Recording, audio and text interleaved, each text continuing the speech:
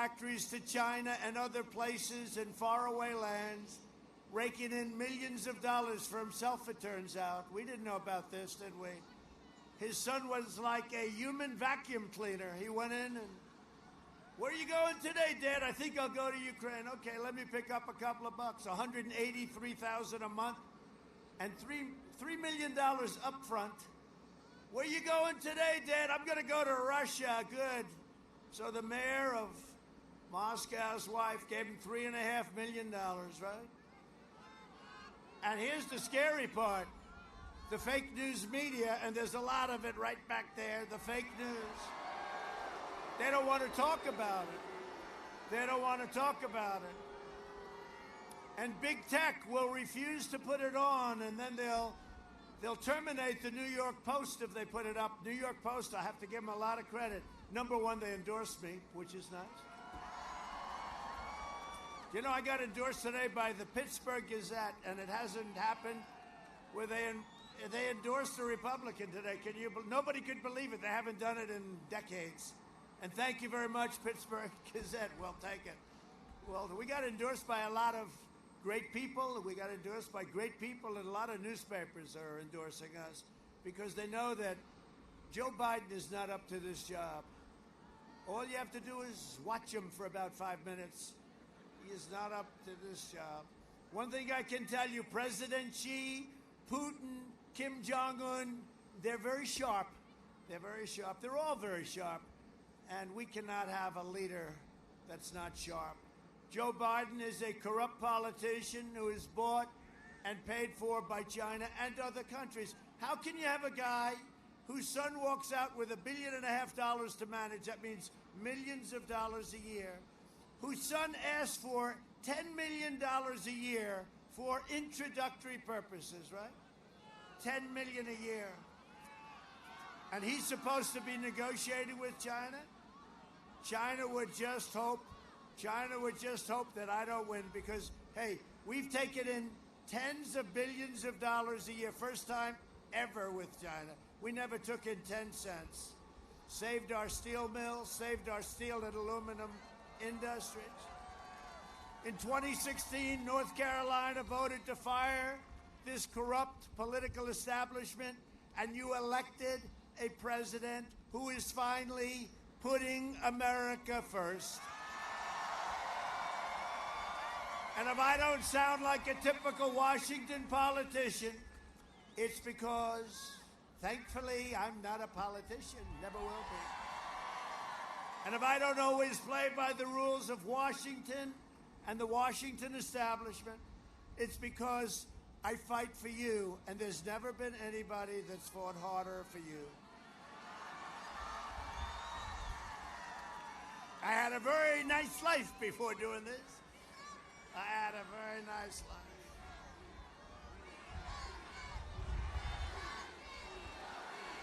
Thank you. Thank you. Thank you very much. So nice. That's such a great honor. When I hear that, it's never been said at any point. I said, did anybody ever hear that? Ronald Reagan we liked, others we liked. Nobody's ever heard it, and I appreciate it very much. My opponent is promising a long, dark winter. Did anybody see the debate? I'm sure nobody watched it, right? He didn't do too well. No, he's looking. Remember, he said, you're going to have a long, dark winter. It's so inspiring. How about somebody says, gee, we really like, I don't think anybody likes Biden. Harry, let's watch Biden tonight on television. And he says, we're going to have a long, dark winter. How inspiring that is, right? So he said that, and I'm saying that we're going to deliver the greatest American comeback in history. That's what we're doing. And we're way ahead of schedule. This election is a choice between a Biden depression and a boom like you've never seen before. It's a choice between a Biden lockdown. He wants to lock it down. Let's lock it down. Let's lock it down. And by the way, tell your governor to open up North Carolina. It's time. It's time. It's time. It's ridiculous. It's ridiculous. They'll probably announce it on November 4th. We're going to open up now. You know, they thought our numbers wouldn't be so good. They thought by keeping these states like Pennsylvania, North Carolina, Michigan, how about her? Her husband roams free. He's the only one in the whole state. No, but they thought that by keeping him down, the numbers would, and yet we had at 33.1, that's the highest in the history of our country, by double. You have to go back to 1952, and that was half of what we did. So we're looking for, we're going to have very shortly, within a couple of weeks, we're going to have safe vaccine that will end. And now look, we're rounding, they hate when I say it, the fake news, but we're rounding the turn, we're rounding the corner anyway. We're rounding the corner. But on top of that, we have vaccines coming from Pfizer, Johnson & Johnson, Moderna, great companies, and they're right there. They're right there. And we're going to have them launched, and our military is going to do it logistically incredible. And we're going to start with our seniors, especially our seniors where they have some problems with heart, with diabetes, and we're going to have a great thing. It's going to speed up the process. We launched, and by the way, it does work. Here I am, right? Here I am. Now, I like to say that the medicine I took, Regeneron, I'd like to say that it had no impact on me because I'm a perfect physical specimen and I'm very young. But I decided to take it anyway, right? Now, it's amazing the things we've been able to do in the last 6 months. Not only that, if you look at all of what we produce now, we've become a production incredible, what we're doing and what we're sending to the world. The ventilators, what we're sending to the world. I mean, we're sending things that nobody could believe. The treatments that reduce the fatality rate now, 85%. Think of it. Think of it. But my wife, our First Lady, got it, and our son Barron got it, right? And Barron's 14, and he's very tall, and he's strong. And he had it for a matter of minutes. That's why I say, get the kids back to school. Get them back to school. The doctor came up to us and said, I'm sorry, but Barron has tested positive. And I said, for what? Tested positive for what? And, you know, it's got about 30 different names, but he said, COVID. We could call it the China plague, the China virus, but he didn't say. He said COVID. I said, gee, that's too bad. He said, he'll be fine. About 14 minutes later, he came back. I said, how's Barron doing? Oh, he shook it off. It's fine. He's fine. They're young. They have strong immune systems. Get them back to school, please. We've learned about this horrible plague that was sent to us by China. Our excess mortality rate in America is 40% lower than Europe. You know, you keep hearing Europe is doing so well. They're not doing so well. And we want them to do well, by the way. And we help them. We help them. We want them to do well. And but they're having a very hard time. Joe Biden is promising to delay the vaccine and turn America into a prison state while letting rioters roam free. You know, they close your churches, they close your schools, but if you want to riot and burn down the stores and have the anarchists out there do lots of it, that's okay. You can't stop that. But you can't go to school and you can't go to church. It's crazy. All Democrat run, by the way. All Democrat run. You look at Portland, Democrat, super liberal Democrat. We could fix that situation. We have to be invited in. We fixed Seattle because we said, that's enough. We're going in. We don't care. We're going in. So we were going in the next morning. That night, they found out about it. They said, we're leaving now. Thank you very much. And we did a great job in Minnesota, Minneapolis. After you watch that place burning down, a week and a half later, they went in and solved it in about a half an hour. If we'd listened to Joe Biden on allowing travel to come in from China and Europe, remember he said, oh, he's xenophobic. Now he runs for president. He said we should have acted sooner. Months later, he didn't think we should do it. Hundreds of thousands more people would have died. We saved 2 million people or more. You remember the model? It said 2.2 million people would die. Well, we saved 2 million people by acting quickly. Now Biden wants a cruel and very heartless nationwide shutdown. It won't affect you because you're already shut down. I don't know what the heck. What's going on with your state? Are you ready to open up? I think so, huh? Now, you know what? People aren't going to take it anymore. Look at what happened in Europe, and the people are revolting. They don't want to do it anymore. They can't do it anymore. We can't have the cure be worse than the problem itself. That was like the first thing I said a long time ago. The Biden lockdown will result in countless deaths and wipe out an entire generation of dreams. And we've learned that children with a computer do not do well compared to being in classes, okay? They don't do well. It's not the same. And the parents have to go to work, and the problems that are caused with alcohol, drug abuse, we can't let this happen, and you can't let it go on. I have a feeling that probably he'll say, you know, it's now November 4th, the day after the election. We'll go back. He should have never done that, and they should have never done that. And actually, the states that are doing best, look at Florida. Look at all of these states where they had a spike, and they didn't close down. Look at what happened in Arizona. Look at what happened in Texas. We can't let it happen. Europe imposed draconian lockdowns, and yet their cases are exploding, their deaths are surging, and their economies are, let's face it, you look at what happened, they're in ruins. You know, we had the smallest down and the largest up and the largest fast up on the economy by far.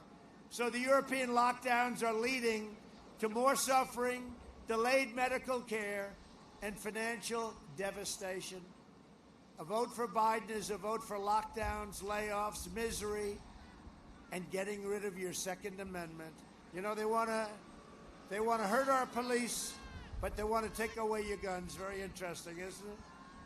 If you want a vaccine to kill the virus, a job to support your family, and freedom to live your life, then go cast your ballot, cast your vote for me.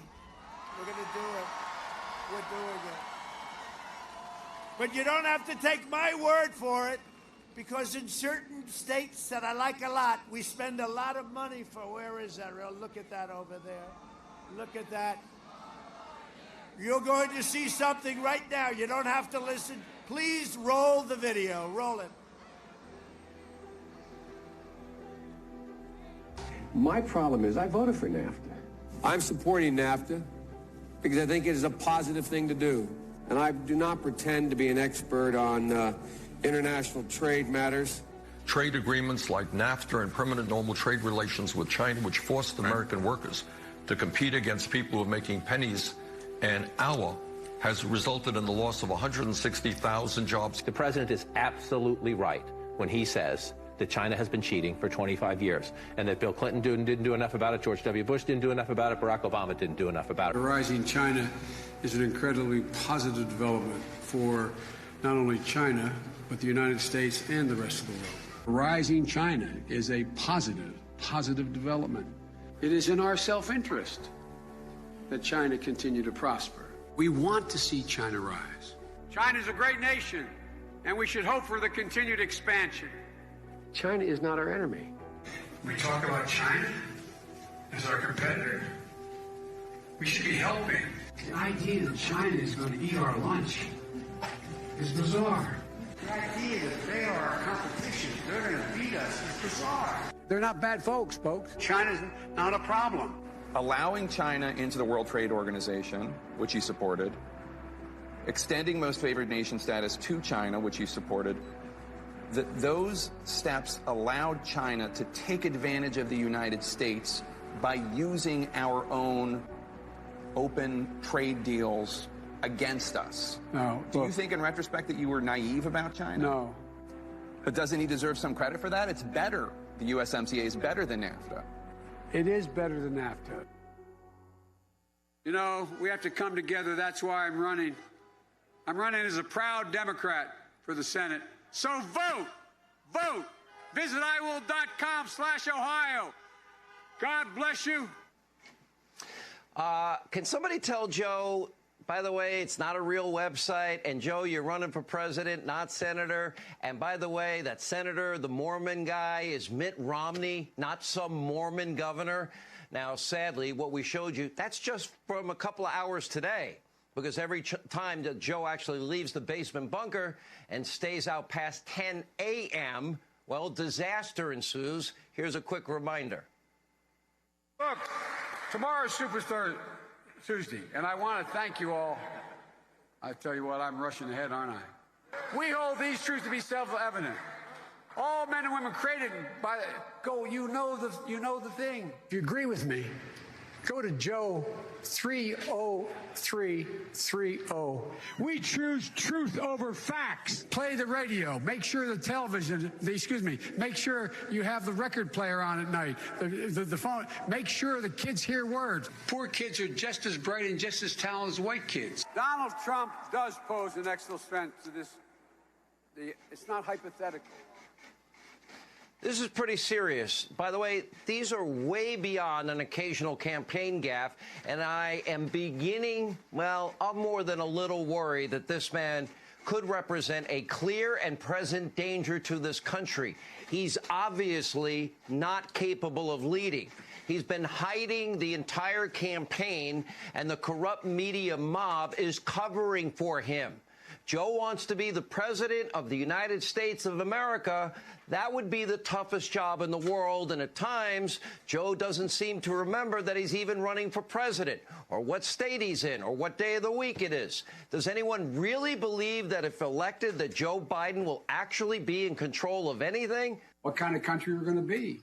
4 more years of George, going to find ourselves in a position where if Trump gets elected, we're going to be in a different world. Barack and I think it's a right for people to have bad health care. Folks, we got a lot of work to do.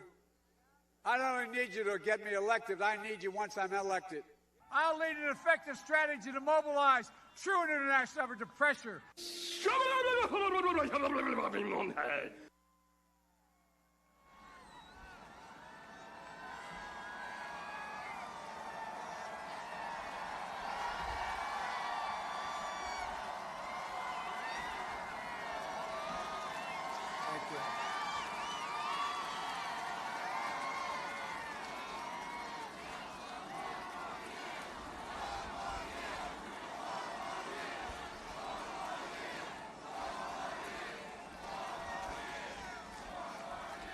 Well, thank you very much. That saves a lot of words up here on this cold, windy night. It saves a lot of words, but we can't do this to our country. We have such potential. We cannot do this. He's failed for 47 years. And at the debate, all I had to do is very easy. I said, Joe, why didn't you do it? You know, as he stood and complained, what about this? What? I said, Joe, you left 3.5 years ago. You were there for a long time. And you were in that position for 8 years. Why didn't you do it, Joe? And he never had an answer. No law enforcement endorsements, no nothing. Joining us tonight are some people that have done a great job and people that really helped me a lot in Washington. A man who right now I hear you do an extremely